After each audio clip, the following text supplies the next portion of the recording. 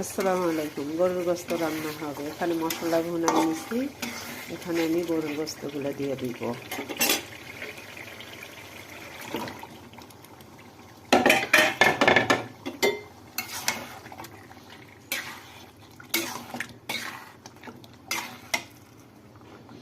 একটু নাড়াচাড়া করে দিলাম। এখন গরুর গোস্তগুলো আমি ঢেকে দেব।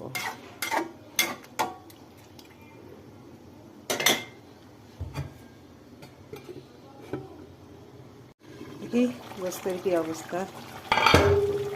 গোস্তটা এখন আমার পানি ছাড়ছে।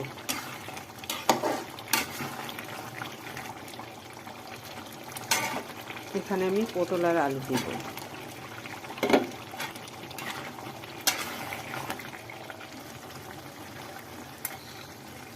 আবার ঢাকনা দিয়ে ঢেকে দেব।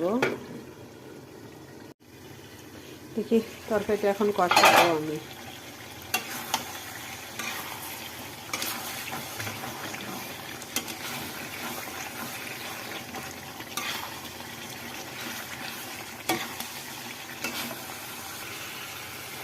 তরকারিটা আমার কষানো হয়ে গেছে। এখন এখানে আমি ঝোল দিব। ঝোলটা আমি গরম পানি দিব।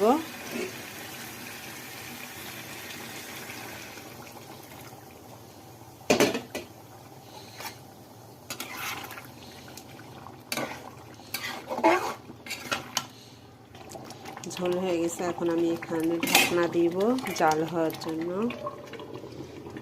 দেখি তরকারির কী অবস্থা। তরকারি হয়ে গেছে। আমার এরকম আরও রান্নার ভিডিও দেখার জন্য পাশে থাকুন। আল্লাহ হাফেজ।